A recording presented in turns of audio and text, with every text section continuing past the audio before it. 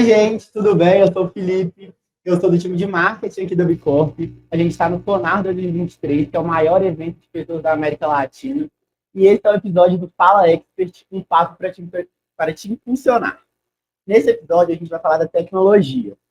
Mas não tem como a gente falar de tendência e a gente não tem como a gente falar de tendência sem falar de tecnologia.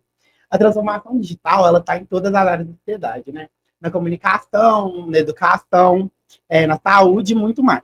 Mas como explorar toda essa estratégia de uma forma realmente efetiva para cuidar da saúde e do bem-estar do colaborador?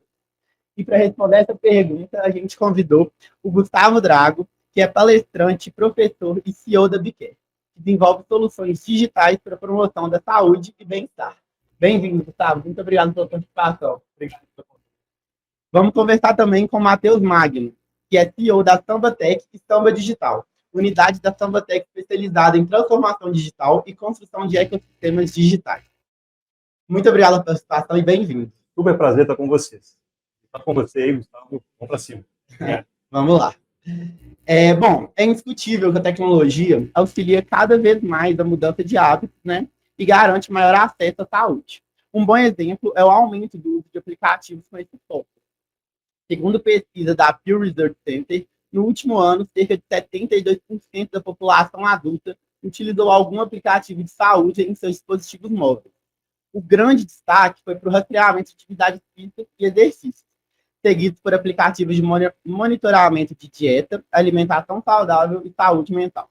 Mas, em contrapartida, 47% dos adultos brasileiros são sedentários e mais de 30% são obesos.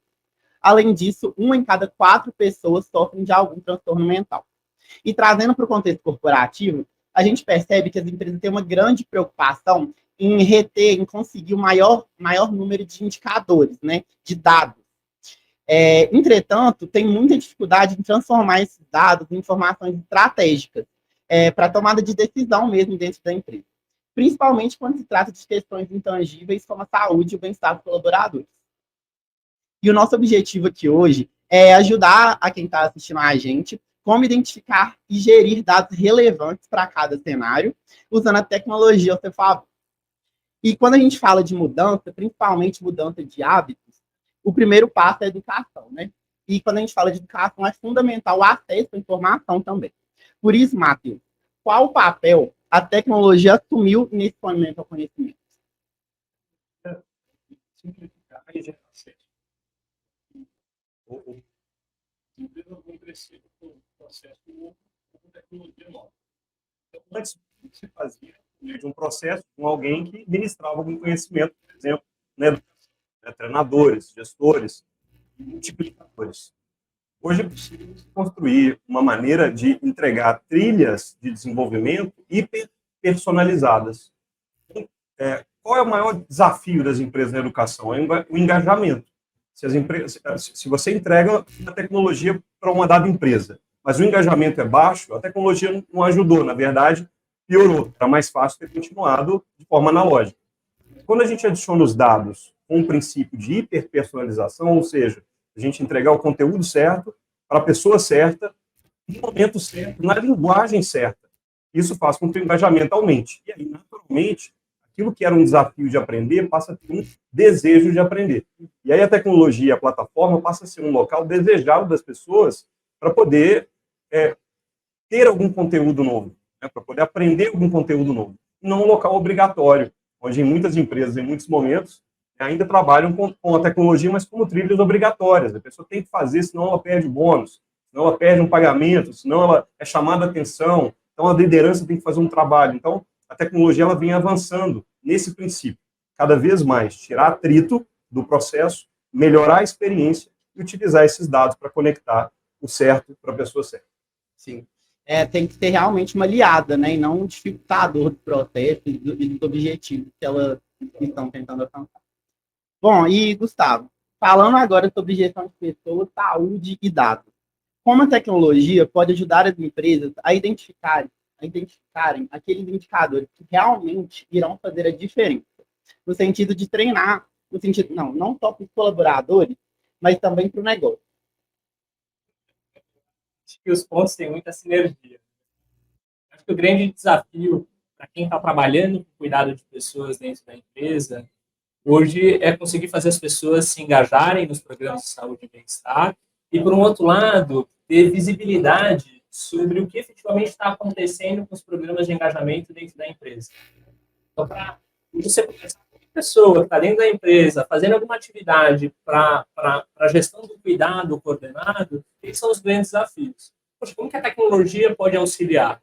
Claro que, pelo primeiro momento, eu preciso ter linhas de cuidado que respeitem a necessidade e o momento daquela pessoa, ou seja, eu tenho condições de saúde que oscilam durante o tempo, eu preciso de uma linha de cuidado muito específica, porque alguma doença crônica se estabeleceu, ou eu estou no momento em que eu preciso aderir melhor a um programa de treinamento, ou já quero fazer um tipo de manutenção para a saúde. Os programas, então, dentro da empresa, a tecnologia deve estar focada nesses dois grandes pilares. Primeiro grande pilar, engajar as pessoas. A primeira é, sem dúvida nenhuma, direcionar linhas de cuidados específicas para cada momento. E talvez o mais importante é envolver, sim, uma cultura organizacional de fato engajada na ideia de bem-estar.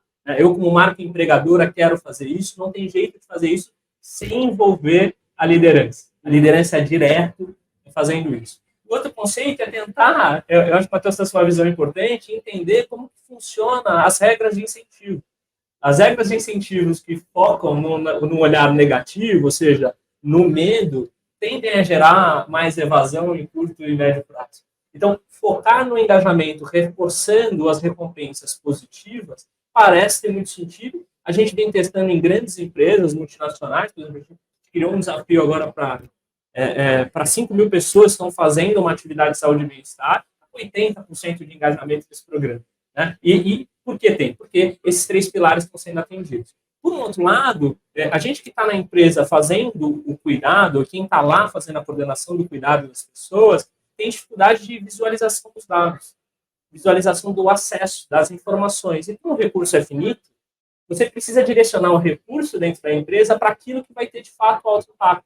Quando o recurso está muito pulverizado, ele também tende a engajar pouco, ele é um recurso que provoca pouca transformação.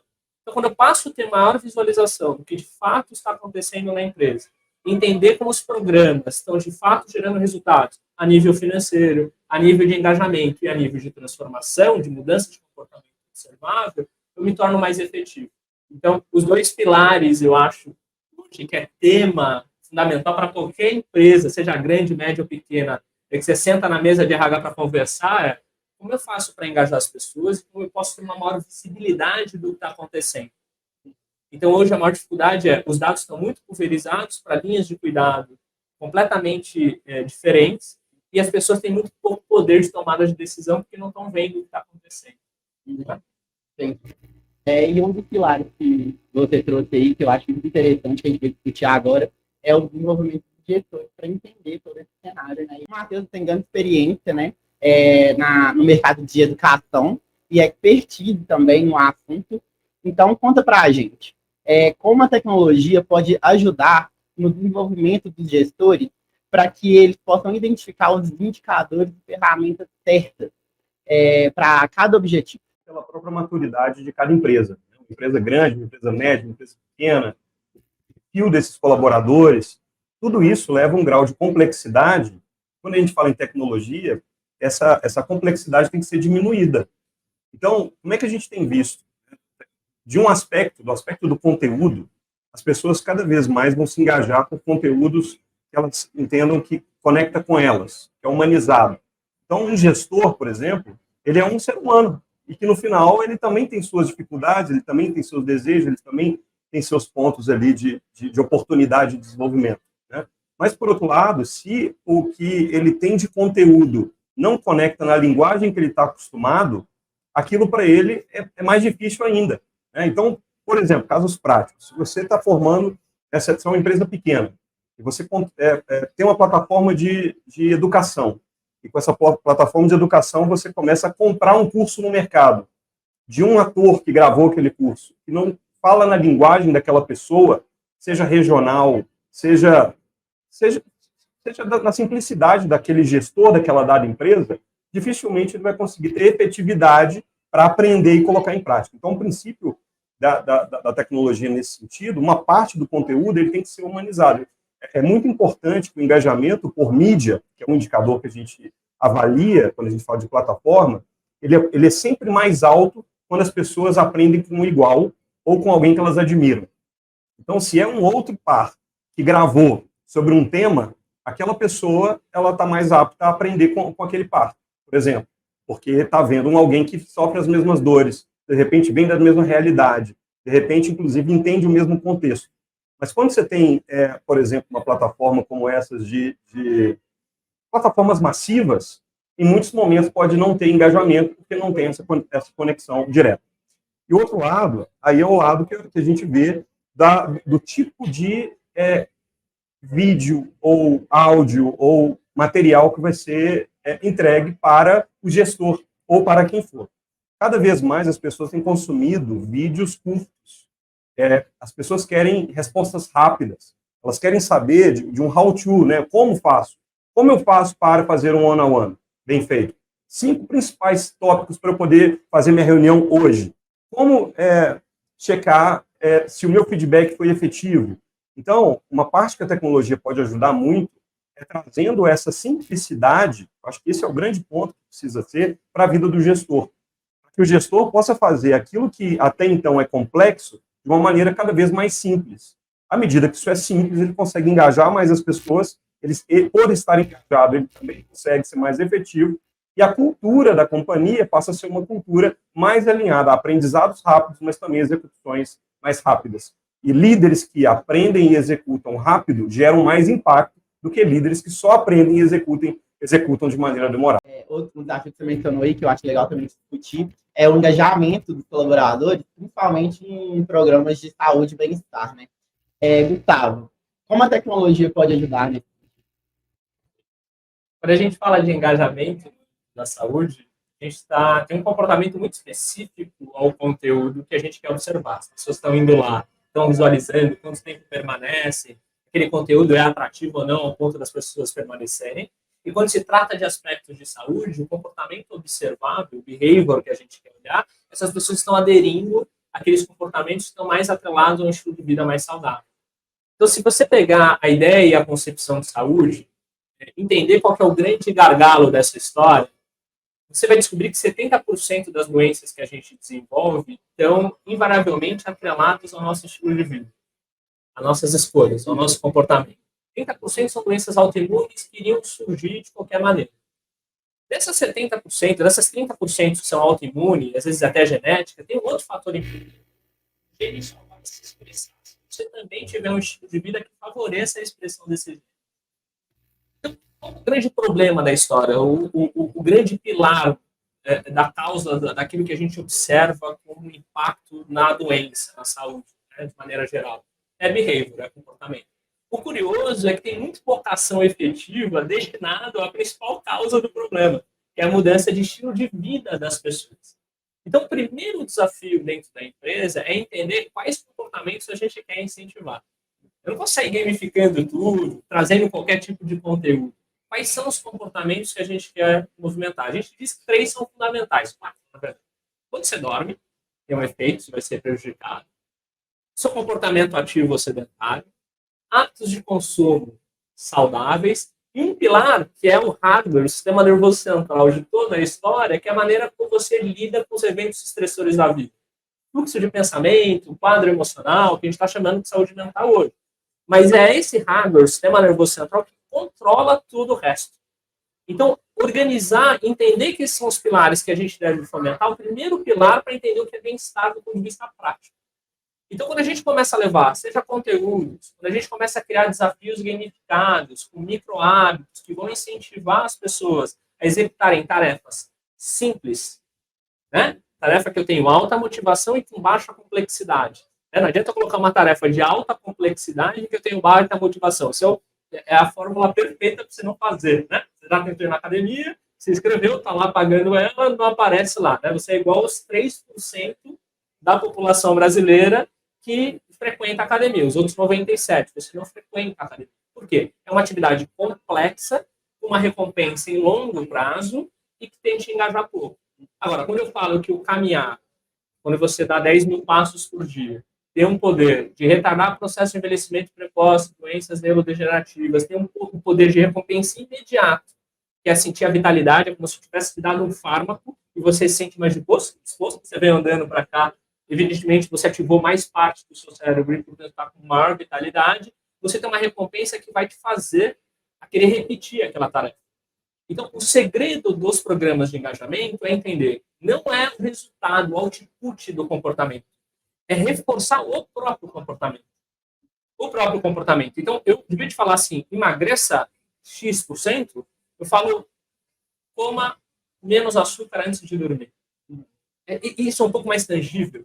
Né? Quando eu falo assim, você tem uma palestra importante, se você comer uma feijoada agora, muito provavelmente minha palestra, minha fala aqui estaria comprometida. Uma questão de produção hormonal que levaria para baixo. Certo? Então, esse comportamento ele é nocivo para coisas importantes.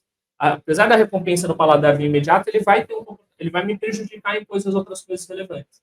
Então, quando eu incentivo as pessoas a andarem, a comerem determinados alimentos em detrimento do outro, pelo menos na maior parte do tempo, a decidirem fazer meditações de 5 minutos, eu estou trazendo uma ideia de micro-hábito que é possível de ser executado. Isso tem um poder transformador em 52 semanas.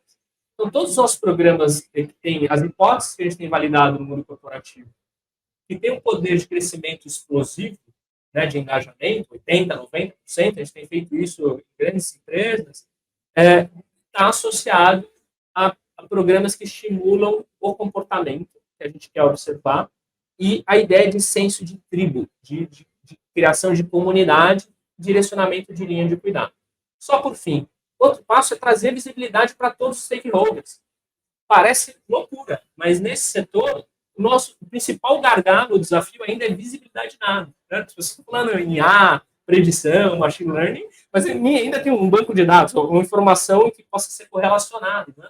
Então, as pessoas que são mais ativas, de fato, diminuem o impacto lá na sinistralidade do convênio, eu diminuo o custo evitado dentro da empresa, eu tenho um custo evitado maior dentro da empresa quando as linhas de cuidado estão mais bem direcionadas. Então, esses são os dois grandes pilares. Mas sobre engajamento, acabei avançando um pouco, é isso, é trazer tarefas que tragam recompensas imediatas, criar a sensação, a ideia de comunidade, de tribo dentro desse movimento, destinar a linha de cuidado específica para aquilo que a pessoa está precisando e envolver liderança. Sem isso, acho que é muito improvável conseguir uma transformação dentro desse universo. Perfeito. E aí, quando a gente está falando, né, de tecnologia, a gente está falando de um tema, né, que é uma evolução muito rápida, né? Muita coisa acontecendo, muito conectado, né? E tudo muito rápido. Então, eu queria perguntar para o Matheus quais as tendências das empresas tem que observar para não ficar para trás no mercado. Enquanto o Gustavo estava falando com muita clareza aqui para a gente, o ponto que a gente tem visto muito, ainda na linha da simplicidade, as pessoas querem cada vez mais conveniência. Essa pessoa que está na empresa é a mesma pessoa que está na casa dela. Ela quer ter experiência de aprendizado do Disney Plus, do Netflix, do Amazon Prime, do HBO, da empresa, quando a gente está falando de educação. Ela quer também ter a condição de ter de um comportamento ruim de uma maneira positiva, por meio de indicadores ou maneiras dela saber que isso está acontecendo. Hoje existem diversas formas de fazer isso, né? Mas o que a gente vê como tendência é que toda essa necessidade das pessoas se manterem produtivas, aprendendo e se cuidando, passa também pelo desafio das empresas em entregarem uma solução all-in-one, né? Deveria ser uma coisa só, deveria ser um portal do colaborador. O colaborador entrou lá, ele resolve tudo. Então, é como se fosse um grande prontuário de felicidade do empregado, do colaborador, do sócio. Então, se você entra ali dentro, qualquer empresa, ela utiliza de dados, inteligência artificial, machine learning, análise preditiva, porque isso vai ser cada vez mais democratizado. Já foi mais difícil. Hoje vai ser acessível, cada dia mais vai ser mais barato, cada vez mais vai ser gratuito, inclusive. Muita coisa open source está sendo feita. Então, o que é uma tendência? As empresas terem um portal, como se fosse um portal de cuidado, felicidade e desenvolvimento, ao invés de ter plataformas separadas e que permita, a partir disso, que aquelas pessoas que estejam ali tenham suas necessidades antecipadas. O grande desafio que eu vejo, que é uma tendência para o mercado, é a antecipação da necessidade do consumidor. Isso está acontecendo no mercado.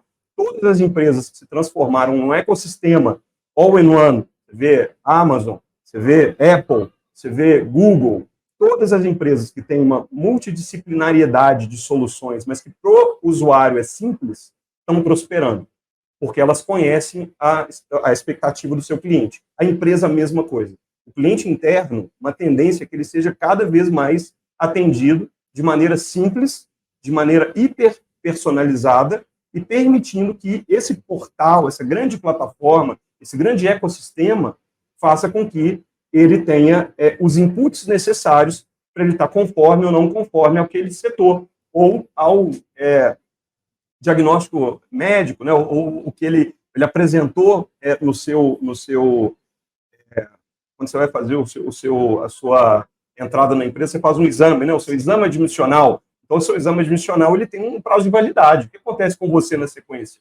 Então, deveria ter condições via tecnologia, e isso já é possível hoje, de checar se aquele mesmo nível de aptidão continua acontecendo em toda a jornada e o que deveria ser entregue como insights e ou prioridades para antecipar qualquer tipo de depreciação na saúde mental, na saúde física, queda de atenção, produtividade, e com isso tudo de forma organizada, você vê empresas agora prosperando, tanto para clientes externos quanto para clientes internos. Uma tendência isso seria ecossistemas de soluções e hiperpersonalização pensada agora no colaborador. Eu deveria fazer isso. Só para fechar o tema, a gente teve um caso desse, uma empresa grande, 18 mil funcionários, uma empresa grande, papel e celulose, que ela tinha muitos benefícios que ela entregava para os seus funcionários. Diversos, planos de saúde, enfim, vários. Academia. E o que acontecia? Ela começou a enxergar que em torno de 40% das pessoas não ativavam, por exemplo, plano de academia. E ela estava pagando aquilo. E aí, qual era o nosso desafio? Entrar nessa empresa, tirar uma fotografia e entender o que é valor para cada pessoa, em que tempo, quanto custa o não uso e quanto custaria entregar o que é valor para aquela pessoa naquele tempo. Então, nós criamos uma plataforma de hiperpersonalização para buscar conectar o benefício certo para a pessoa certa, pelo tempo certo. E, por incrível que pareça, essa empresa teve diminuição de custo e aumentou o nível de felicidade desses colaboradores. Então, baseado nesse case, isso trouxe para a gente um aprendizado, que isso vai acontecer, porque se empresas grandes estão passando por isso, as médias vão sofrer a mesma coisa, as pequenas vão sofrer a mesma coisa, porque no final é tudo gente. E gente quer ser cuidada, gente quer ser liderada, gente quer ser atendida e de maneira simples, rápida e fácil. Muito legal. Esse case aí você falou, né, que trouxe muito benefício para vocês, mas eu acho que trouxe aí para quem está assistindo a gente, anotar isso aí e colocar em prática. Muito legal. Bom, e Gustavo, falando agora de resultados para a gente fechar o papo.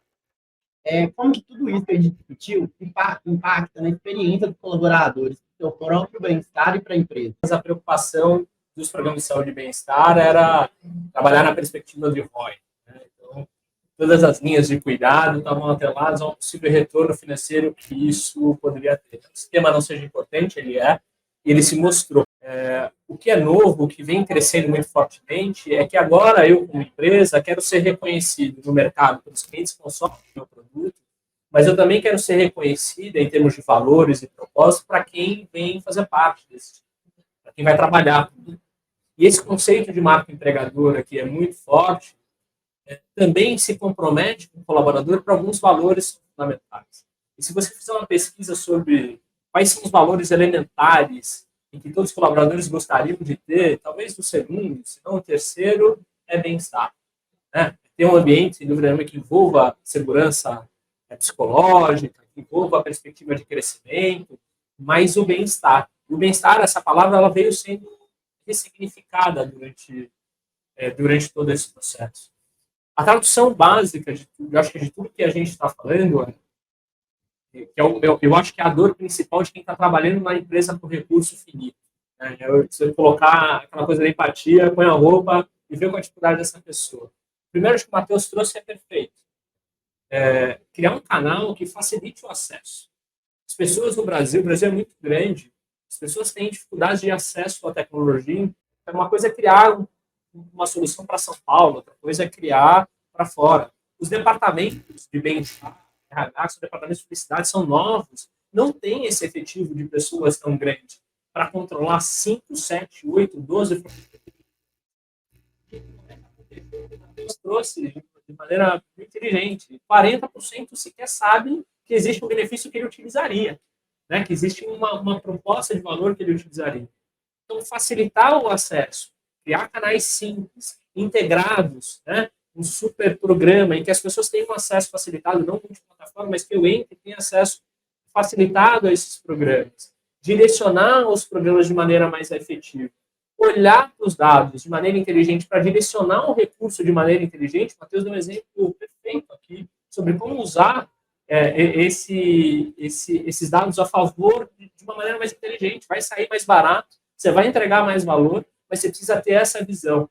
Então, essas são as duas grandes dores que eu acho que a gente está conseguindo resolver de maneira não é tão complexa quanto se imaginava. Né? Eu não preciso ter um efetivo gigantesco no RH para bem-estar, para conseguir fazer esses programas serem efetivos. Basta criar uma plataforma integrada que oferte alto nível de personalização em larga escala. Esse é o benefício que a nova... E se a gente começar a ter visualização dos dados integrados, é óbvio que é muito fácil trabalhar com predição, porque esses algoritmos viraram commodities. Né? Hoje a gente percebe, não são tão caros para trabalhar. Então, pensando um pouco em quem está assistindo a gente, que está ali, com um recurso pequeno, com o objetivo de fazer uma alta transformação dentro da empresa. Os dois pilares eu preciso ter plataformas que engajem. Eu acho que a gente discorreu super bem sobre esses temas, pelo menos de maneira genérica. Eu preciso ter uma plataforma que permita eu olhar o que está acontecendo em todos os pilares, para que eu possa direcionar esse recurso que é finito de maneira mais inteligente e gerar mais valor. Se você conseguir atuar nesses dois pilares, eu tenho certeza que você vai promover uma grande transformação dentro da sua empresa. Legal demais. Bom, essa foi a última pergunta. Queria agradecer, acho que foi muito legal, né, o papo. Foi a aula que a gente teve aqui hoje. Eu queria agradecer a participação de vocês, uma honra ter conversado com vocês hoje. Muito obrigado por estar do convite, pela participação, obrigado pela presença mesmo. E eu quero convidar todo mundo aí para ficar nas redes sociais, para conferir a programação ainda dos próximos episódios que a gente vai ter. E é isso. Tchau e até a próxima.